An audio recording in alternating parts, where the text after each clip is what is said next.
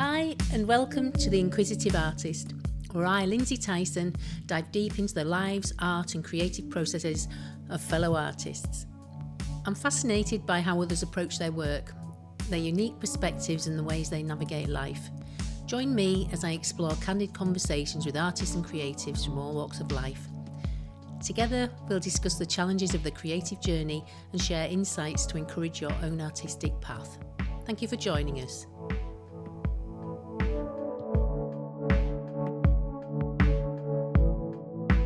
Welcome to this three-part series where I have the pleasure of speaking with artist Kane Cunningham. Kane is a landscape artist whose thought-provoking creations explore the environment, impermanence and human connection to place. Throughout this series, Kane shares insights into his artistic journey, his inspirations and the stories behind his work. We also delve into the infamous house project. Whether you're an art enthusiast or just curious about the creative process, this conversation offers a fascinating glimpse into the mind of an artist who challenges us to see the world in new ways. I hope you enjoy this in-depth exploration with Kane Cunningham. Well, thank you for coming. Thank you for inviting me. Thank you for your time. So you've led an interesting life. Yeah, probably have, yeah. I'm going to just read what's on your website Okay. for people so they can, people that don't know you. Yeah. So, Kane Cunningham was born in Manchester in 1961. Yeah. He first shot to worldwide fame in 2009 when he bought a house on the edge of a cliff in Scarborough for £3,000. Yeah, that's true. Which is quite an important thing, isn't it? And to create a work of art and a multimedia installation. Yeah. It was a bungalow destined to fall into the sea due to the erosion. The council enforced a demolition order in 2013 due to concerns that the property was a danger to the public. Yeah. But we'll come back to that. Yeah. You were an art lecturer for 35 years and retired in 2017 to become a full-time artist, photographer and writer. Yeah.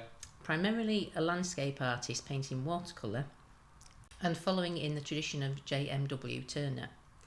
You travel extensively across the UK and Europe, painting and living in a VW camper van. Yeah. And presently you're working on an artist companion guide for Wales, Scotland and Ireland and painting large-scale watercolours in extreme and remote locations. Yeah. So, well, actually, forget the Wales and Scotland. I'm just focusing on the Lake District at the moment. Oh, are you? Oh, well, yeah. I thought it was maybe a different project. No, I'm focusing on the Lake District because I think that's the place that inspires me the most at the moment. So the Wales and Scotland will come into it later on. Right. But for the next year, perhaps 2 years, it's going to be the Lake District. And you've already written one book, Coast to Coast. Yeah, I've written Coast to Coast, and that's about the best views. I think the best places to paint as an artist, from Robin Hood's Bay all the way across to the Lake District. Right, okay. Yeah, inspired places, but also there are inspiring places that other artists have painted or written about, or poets have written about. So it's about the best places that I find to paint, and also the private places as well, because often and not as a painter, you could, unless you mind an audience, you want a bit of privacy. And I found some fantastic spots along this coast and right across the moors and Yorkshire Dales where you can have a bit of privacy and you can paint. Yeah. You're not disturbed by people saying, "What you up to? Yeah. What are you doing?" So it's something that you want other people to read to show them that Yeah, they I can think paint. more than that, but it also contextualises what I do, and it talks about, he mentions really people that have inspired me as painters and or writers that have inspired me. Yeah. So it's knowledge, and it's also about why I paint and what is it I'm looking at as a painter when I'm standing up in the North York Moors or up in the Lake District. So it's really about what I'm looking at. And there's very few books that you can get out there that talks about the landscape from a painter's perspective.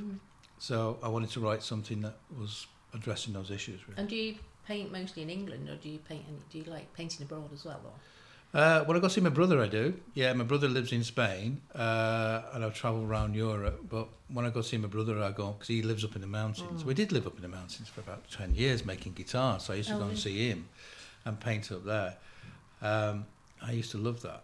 Well, let's just go back a little bit and let's carry on. Yeah. And you're born in Manchester, Yeah. so could you just give me a little short summary of your background and how you got into art, how you came to be in Scarborough? Right. Did you always want to be an artist? Yeah. And what's your education in art? Yeah. Well, I was born in North Manchester Hospital, so that's fairly central.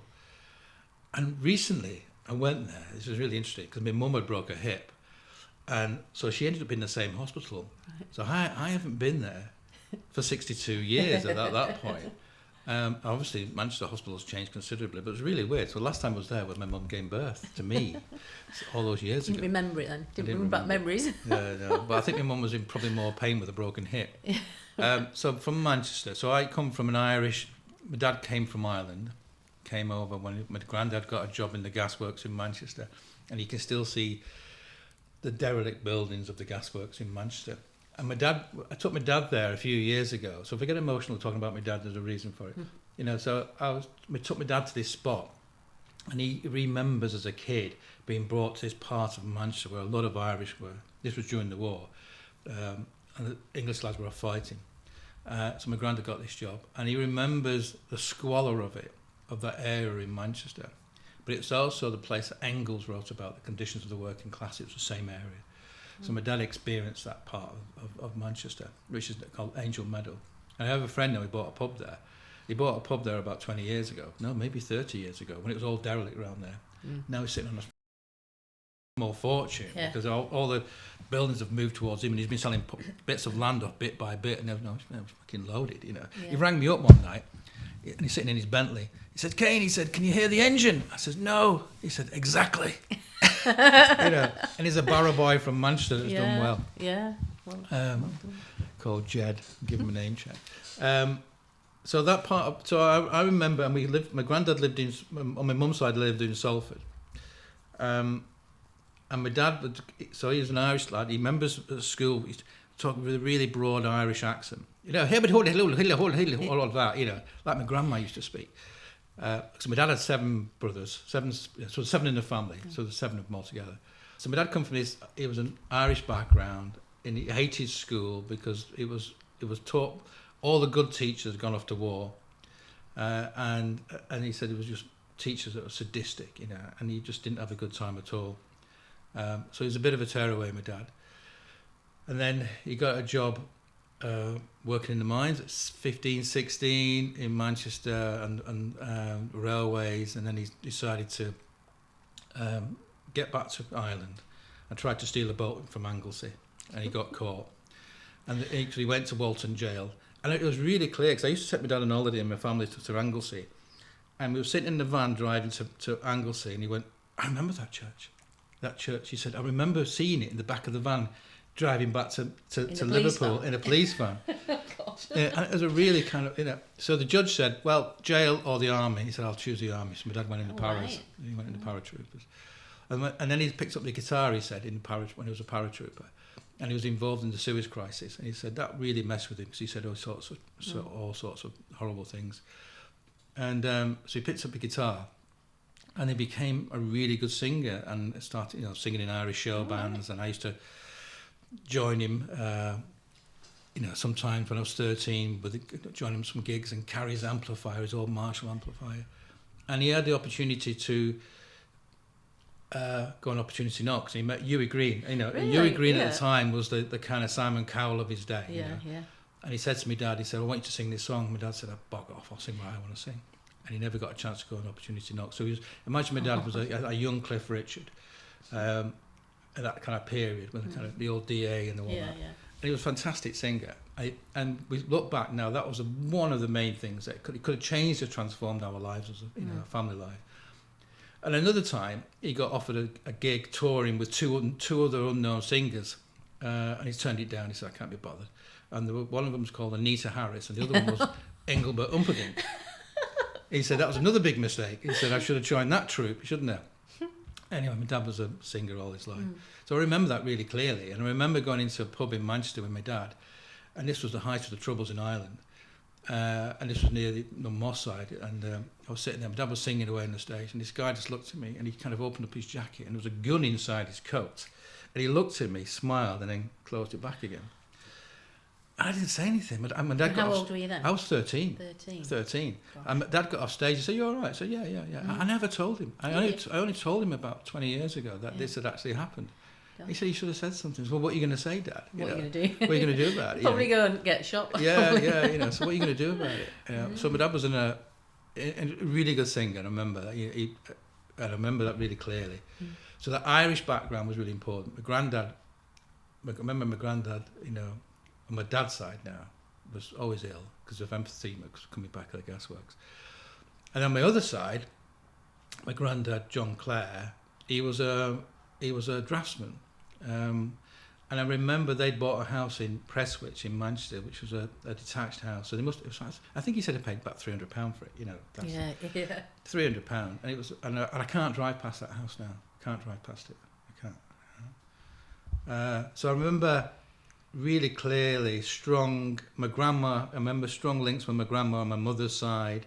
It's a bit like my wife has got with our grandchildren, and so I come from that Irish background, music, family type thing. Jim Reeves was always playing in the background on the old records, I was a bit of a scallywag as well, and I was up to all. Oh yeah, you can't imagine that, can you? I can't imagine. I was a scallywag. I was up to all sorts of mischief. So tell me how you got into art then. Well, I lived in Unsworth, which is North Manchester, and I went to Bury Baths, and I was 8, and I was waiting out. It was a winter's evening, and I was waiting outside inside the bus stop, waiting for the bus, and it was freezing, and I saw these lights on in this building. And I thought, I'm going to go and keep warm. And I walked upstairs and pushed this really heavy door to get in. And it was Bury Art Gallery. Oh. And my world changed. Really? Absolutely just changed. I just stayed there, looking at. I didn't know there were Turners. I didn't know there were Constables, but that's what I was looking at. I was looking at Stubbs, Turner, Constables, amazing paintings. Mr. Bus got in trouble. And then every week I used to go back and look at these paintings. And so my world has completely transformed from this working class Manchester lad. So every week I used to go to the art gallery when I was 8 after going swimming. On your own? On my own. Funny enough, I don't remember being with anybody else, but I don't remember asking anybody else. But I used to go every week by myself. Well, I suppose in those days we had a lot more freedom, didn't we? Yeah, of course we did, yeah. So I used to go every week, look at these paintings and look at Turner's, and I used to look at one particular painting every week, which was, because I lived in inner city in Manchester, but it's actually quite rural where I live. But I remember looking at this landscape and of the sea and of these fisherwomen filleting some fish. And then about 20 years ago, I went back into the art gallery and I went to look at the same painting. It's still there. It was a painting of Scarborough, and it was a painting of my studio from the castle. Seriously. It was from the castle looking down at the pier where they had the old studios there. Miranda had his studio there. Yeah. I had one, and it was my studio. So I was looking at it. I was like, how bizarre is that? Absolutely gobsmacked. So I was telling the curator at the time about that this was this thing that used to inspire me. And then since then, he used to tell kids every week about how paintings can inspire and very odd. But it was it was like, it really shook me. And I thought, wow, but I get it, and that's the power of paintings, and that's the power of art, and it's always pissed me off a little bit that you have to pay to go into art galleries now, because if as a kid, I wouldn't be able to afford to go to an art gallery. I think my bus fare was twopence, it might be 2p or threepence to get back on. And if you had to pay to an art gallery, I wouldn't have gone in. I wouldn't have gone in, and my life wouldn't have transformed. Well, probably a lot of people don't go in either, just on principle. They want to pay, or just I don't like it that much. I do it myself. Even though I can afford to go to art galleries, I still get niggled the fact that you have to pay. And I understand that you have to pay to the galleries near. Well, they need money to survive. I get it. I get all of that. But it's really, I get it. But it's really essential that those kind of places are free. And of course, I was looking at Lowry's. Lowry turned out was my dad's rent man. I didn't know that. I only found that out about 10 years ago. He said, Lowry used to be our rent man. He used to come and get the rent off him. He used to get the rent man. He remembers in Salford, this big tall bloke walking down the street, used to carrying a leather satchel for all the rent. And he said, I remember him. He said, but then I thought, well, is it true? It was true. Lowry did a painting of my dad's street in Salford. So just two connected, So that's where we used to live, in that street, which has now been demolished. So you kept going to the art gallery. I love Lowry, by the way. Lowry is really completely underrated, but he's a fantastic painter. If you look at his drawings when it was, studying as a mature student, his life drawings are fantastic. But he's also a very sophisticated landscape painter, because he used to put everything in monochromatic, but in the foreground he'd have a little bit of red. And that was the thing that brought it forward. And that little bit of red was a football, a sock, a cap, or a bus or something like that. But it was enough just to put that little bit distance in the foreground. Right. So. Yeah. Art school. So I tried to join the Merchant Navy. I had 2 cousins in the Merchant Navy, and I wanted to see the world. And I went for an eyesight test. I wanted to be a navigation officer because my 2 cousins were navigation officers. And one ended up as a captain in a love cruiser. You know, those things like love boat. Yeah, he lived a very nice life. Yeah. And I was red-green. Problem with my red-green. So that was a problem. So I'll be an engineer. And I hate engines. I'm not at all engine-minded at all. And I was 15, I went down to London for an interview for BP to be an engineering officer. Right.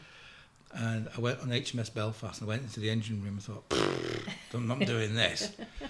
And as it turned out, I felt I kind of failed the aptitude test for whatever it was, being an engineer, and probably the maths. But no way was I going to go down that route. And anyway, I went back home and I went to see a friend of mine called Gary, and his brother was at art school. Right. And he was at Bolton Art School at the time, and it was just a bit like Neil from The Young Ones. So he had long hair and an Afghan coat. Yeah, man, art school, man, it's great, man. So that was the first time art school had been mentioned, and it put that idea in my head that that's what you could do. And I loved art at school. We had a wonderful teacher called Mrs. Holland who really inspired me. And I thought, whatever. Anyway, so I went for this interview as an apprentice, a screen printer, or doing something. I said to this guy, will I be able to do that? He said, no, he's been to college. I thought, college, art, blah, blah, blah. And then it put the idea in my head of potentially going to art school. So I was 15. I applied to Bolton Art School, because that's where Gary's brother Neil was, who I recently bumped into after about 40 years. And Rochdale School of Art. And I got into Rochdale School of Art. I was only 15. I hadn't told my mum that. I was going to say, how did your parents react? But they didn't know. I'd applied, got in, and went home and told them we're going to art school. Right. So they went, you can't do that. You've got to get a job. A real job. A real job. And I convinced them that's what I wanted to do. And then my mum got all sorts of benefits because we didn't have a lot of money. And I remember I got my college grant. My mum bought a twin tub. With your grant? With my grant. She bought a twin tub because at that point she had an old dolly tub and a mangle, so she bought a twin tub with it. And I went to art school. And then my tutor called David Eyre was great, wonderful guy. Did you actually live at home and travel? I lived at home. I was 16. I went to get 2 buses. Yeah. And then at 16, so I had a wonderful tutor called David. And then we had a parents' evening, and I remember David saying to my mum and dad, yeah, this guy's got talent. Push him all the way. And they went, oh, right, okay. But then my dad's always kind of encouraged that, And I think maybe my drawing skills have come from my granddad on the draftsman side.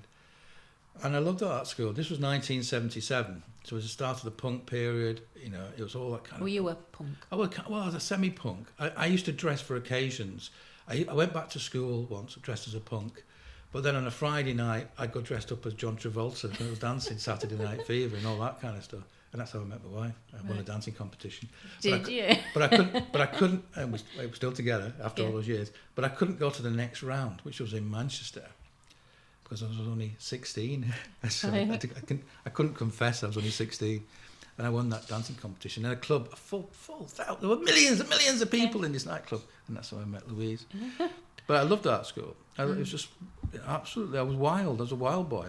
And I remember going back there teaching years later, and they said to me, we were thinking of kicking you out because you were just so uncontrollable. Really? He just said you wouldn't attend any lessons.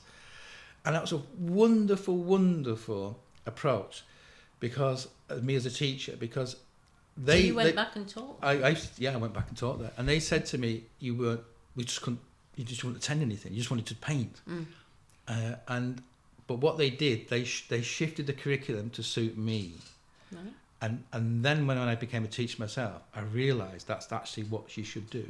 Right. Is that if you tick every box, no student would win. No student would be a success. No student would pass the course, because you've got to allow for... So I always believed if there was an intention from a student, there was something there, you would fix it in such a way they would get by, and you make the course work for them. Yeah. Try not to make the course fit the kid. Not tick the boxes. Yeah, the student to fit the course. Fit the box, yeah. Get it the other way. Let's make the course fit the kid, and that's been a kind of guiding principle for all my teaching. So about the teaching, did you want to teach, or did you just get into it to earn a living? I went to see an old tutor of mine. This was when I was 21, so I just finished university at Leeds. Went to Leeds Met. I applied to London universities, and then I got into Leeds Met. And Louise at the time, I said, "Oh, don't go to London. I'll never see you again." So I went to Leeds. I used to hitchhike home every weekend, and so I went back to see David and a few of the staff and said, "Oh, Kane," he said, "just a man." He said, "We're starting a special needs class. I would like you to teach it." "Yeah, I'd be up for that." Yeah. And so it wasn't an intention, it was just a conversation. And I loved it. I love working with special needs kids. I really did. And I was on £9 an hour. This is 1982. £9 that sounds quite a lot of money. That was a lot of money. Jeez, that is a lot. I was on 3 hours a week to start off with, so I was on £27 a week. And my dole money for my family was £24 a week. And they allowed me to keep £3. Yeah. But it got me a foot in the door, and then I got another 3 hours, and then I got other part-time teaching in various other colleges in Salford and Manchester and Halifax and other places. So it kind of became a wage, and I signed off. But so then that's how I got into it, teaching special needs kids, and I really cut my teeth. And that was at Rochdale School of Art, and if you can work with special needs kids, which I loved, then you could. If you can work with kids like that who are very challenging, you could teach anybody, and but I loved it. I loved the creativity, and I loved the idiosyncratic nature of these kids. I had serious issues and problems, but I just loved working with kids. And then I moved on. Right. So then where did you go next, and why? Well, I was teaching in Halifax part time, and then I was teaching, and then I was always sitting in the art department. I was just in special needs. I used to teach art special needs kids, and then the art department. A job came up, and I got a job in the art department. Then I got a full-time job in the art department, and so I got a job in Halifax at the art school. And then there was mass redundancies. I got made redundant, and it was really interesting because I saw my name on the computer with all the other 8 staff as well. I walked in, and the secretary, I could see my name. Oh dear! Oh, fucking hell, yeah, this is not good, is it? And it was just making mass redundancies across the college. So I lost my job, ended up doing lots of other things, lots of part-time work, and I ended up applying for lots of other jobs. And then I came for an interview here in 1996 at the art school, Westwood, and got the job. And I've been here ever since, never moved. And when I lived in the Grand Hotel for a year. Did you? It was cheaper to live there because we hadn't sold the house. It was great, I stayed in every room. It was probably a little bit better then, was it? I loved it. But I remember these old guys, we sit on this table in the evening, and there was this 2 old guys looking at each other, and one was like, "Bob, Jack." They hadn't seen each other since we were prisoners of war, and they were best of mates, and they hadn't seen each other since then. It was a real kind of moment, I met an art dealer. I met all sorts of interesting characters. You met an art dealer? An art dealer, the Grand Hotel? Yeah, but of course it was grand. It was quite grand, 40. Well, definitely a lot grander then. Yeah. So we had so I ended up staying in Scarborough, running the foundation, which I loved. And then we got the degree, so I ran the degree for 10 years. And in 1977... When were you doing that with Clive Head? So the degree had been, the University of Hull decided to get rid of the degree, and it was Clive's course then, so it came down to us and I took it over. Actually, no, Paul Clifford took it over from Clive, then it came to us and I took it over. And the irony of it is, Paul Clifford at the time, he's a great guy, Paul Clifford, is a wonderful artist. The irony of it is that when I first started teaching, looking for jobs when I was 21, I went to see him and he gave me advice about how to get into teaching career, and I ended up taking his job. Obviously he taught you too well. He taught me too well. Yeah, so I ended up being here for quite a few years, and I loved it really. I loved teaching, and it's just all the other crap that I found very difficult, really, And when they asked me to sack the part-time staff, I said I'm not doing it. So I couldn't do the job how I wanted to do it, because I weren't given the resources to do it, and the fact that they wanted to sack all the part-time staff, I said no way I'm doing that. And so I was 56, and I knew I could get my pension, even though it was a massively reduced pension, and I thought I'm off. And what happened was I've been thinking. So how long did you work in Scarborough? From 1996 to 2017, so it's quite a long time. Quite a long time, over 20 odd years. Yeah. A bit longer. And then I went to see 10cc in York, and I know, reflecting on life and the universe. So I'm lying in bed at night. It's just about 12:15. And my computer light, flashing into my face with my resignation letter. Louise said to me, she said, "What are you doing?" She said, "Go to sleep." I said, "I'm going to resign. I'm going to resign. I'm going to resign." And she said, "Oh, I've had enough of this." So she rolled over and she pressed send. Really? So she sent it. Yeah. What a woman. Yeah. She said, "Right, go to sleep." I went, "You've sent it. You've sent it." I said, "Yeah." Anyway, so the following morning I spoke to the boss. He said, "Is this genuine?" Because about 1:15, it was actually April the 1st. I said, "Yeah, no, I'm going. I'm off. I've had enough." So you sent your resignation in, and then I had the best 6 months ever. Yeah, because I wouldn't go to any meetings. I just went and talked to the kids. So you had a 6 month... yeah, I kind of give them 6 months resignation. Notice, yeah. yeah. So I had to write them off. And then in summer of 2017, I walked out the door, burst into tears, and moved on. Really? And it was a big chunk, but I haven't looked back. Fantastic. Yeah, time to move on. Okay, so let's talk a little bit about your art. Oh yeah. Okay, so I'm going to read a little quote off you. Yeah. Whatever, somebody off you. That was your website, somebody else. Yeah. So, my painting follows in the tradition of landscape painters such as J.M.W. Turner, John Piper, Graham Sutherland and Peter Lanyon. Yeah. However, my focus as a landscape painter is to reflect upon contemporary issues related to the environment, to climate change and the landscape as a contested space. My preferred medium is watercolour, which links directly to Turner, but also because it's a wonderful and expressive process of painting, particularly when out in the landscape. Yeah. This much maligned technique and medium offer the artist an opportunity to respond intuitively to the landscape and to risk everything in a moment's loss of concentration. Yeah. This makes landscape painting exciting and just as valid as other contemporary subjects, Yeah. if not more so, as we recognise the need to protect the living planet in a world fighting over resources such as water, minerals, land and places to live. Yeah. So firstly, why do you think watercolours are maligned? Well, let me tell you why I started using watercolour. Because I'm a landscape painter. I used to work in oil paint quite a lot and terps. And then one day I realised that all of the mess, because I'm a messy painter, all of that terps was just sinking into the water, into the mud and into the river. And it was there wasn't quite fish going belly up, dying because of the pollutants. But it made me realise, actually, this is not good, because I was just this terps and oil was going into the landscape. So I thought, well, I'll try watercolours. I've got more control over that. And it's a bit more of a organic medium, really. Yeah. And it's really hard. Watercolour is really, really hard. And it's a process. You have to start off. Well, the way I start it is I have to get connection with the landscape to start off with. I don't just go into any landscape and start painting. I have to understand it. So I spend a lot of time researching it, a lot of time reading about it.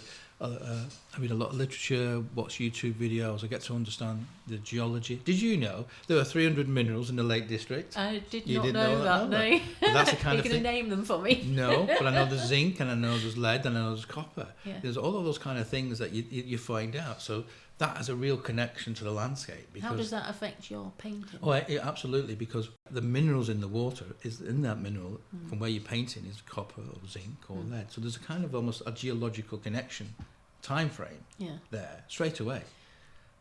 So it's like the layer of water that you're using has got all those minerals are potentially 300 to 400 million years old. Yeah. So straight away you've got a layer there which just connects to the landscape.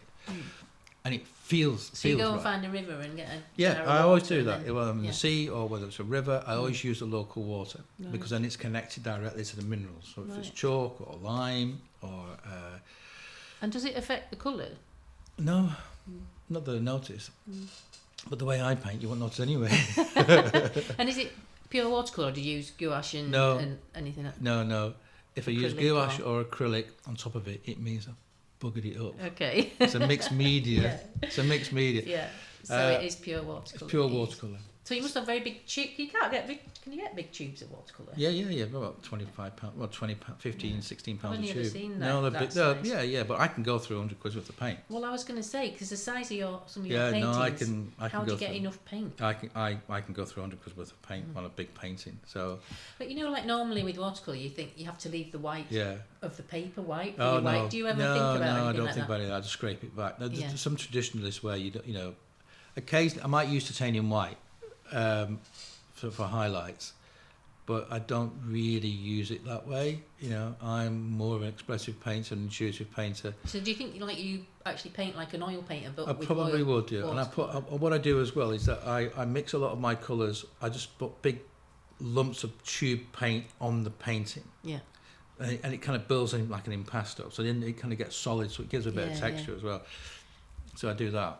And I use big brushes. But as Suzanne, starts off with a broom, finish with a needle. So big brushes, and then you zoom in into detail. Right. So, but another thing I do is I'll never just look at the landscape, the same view, forever. I'll get the basic topography down, decide kind of what I'm going to be painting, and then turn the canvas around. So I'm not looking at the view. I'm just looking at the painting. Right, okay. Because if you're looking at the view, which is constantly changing, the light's constantly changing, then you're getting new ideas coming into your head all the time. Because then, if you're in the landscape, what happens is that you'll see this complete, almost like a Rothko painting, where it's just purple in the side of a mountain, and then that'll disappear, and then you'll see a gully, and you think, bugger, where'd that come from? Yeah. Or you'll see a cairn or a mountain or a crag or something. Or when the light changes, the light completely changes, the shadows completely change that. And if you're working in acrylic, quick, you can change it. And if you're working in watercolour, you can't. But you'd be changing it forever, wouldn't you? Yeah, you'd be changing it forever, exactly. So what you've got to do is get your intention down straight away, get the topography right, so you know that's the mountain, that's haystacks, that's Skiddaw. Use pencil or anything? Do you paint use pencil? Rule of thirds. Rule of thirds. Get a pencil, measure it, an outline of the topography of the landscape. Do you ever use a viewfinder or anything? No, very rarely. And then get the topography, get the basic shapes down, and then decide what I'm going to do, and then start, really. Thank you for listening. You've reached the end of part 1. Tune in next week for part 2.